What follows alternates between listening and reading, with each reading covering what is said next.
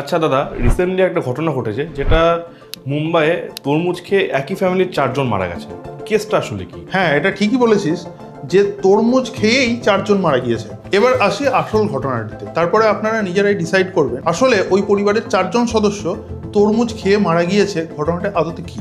গত 25শে এপ্রিল 2026 মুম্বাইয়ের পাইথুনি নামক একটি এলাকার আব্দুল্লাহ দোকারিয়া নামক একজন ব্যক্তি, যিনি আদতে একজন মোবাইল মেকানিক ছিলেন, তিনি তার বাড়িতে তাদের আত্মীয় স্বজনকে ডেকে বিরিয়ানি খাইছিলেন এবং ওই রাত্রে প্রায় 10:30 নাগাদ সেই আত্মীয় স্বজন বিরিয়ানি খেয়ে তারা নিজেদের বাড়ি চলে যান। আর তারপরে রাত্রে 1:30 নাগাদ তারা তার পরিবারের 4 জন মিলে একটি ওয়াটারমেলন অর্থাৎ তরমুজ খান। এবার এই তরমুজ খাওয়ার পরেই গোটা ঘটনার একটা টুইস্ট তৈরি হয়। প্রায় ভোর 5টা নাগাদ তারা মারাত্মকভাবে বমি করেন এবং ডায়রিয়ার শিকার হন। পরবর্তী ক্ষেত্রে স্থানীয় বাসিন্দারা এই 4 জনকে হসপিটালে নিয়ে গেলে তাদের বিন্দুমাত্র ট্রিটমেন্টের সময়টুকুও পাওয়া যায়নি, তারা অলরেডি মৃত বলে ঘোষণা হয়। পরবর্তী ক্ষেত্রে পোস্টমর্টম রিপোর্টে জানা যায় যে তাদের অন্ত্রের বহু জায়গা সবুজ হয়ে গিয়েছিল। তখন থেকেই ডাক্তার এবং পুলিশের একটা সন্দেহ হয় এবং তারা পোস্টমর্টম করে এবং পোস্টমর্টম রিপোর্টে স্পষ্টভাবে দেখা যায় তারা কোনো একটি খাবারের সঙ্গে ইঁদুর মারার বিষ খেয়ে ফেলেছিলেন। এবং পরবর্তী ক্ষেত্রে পুলিশ তদন্ত করে জানতে পারেন যে তরমুজে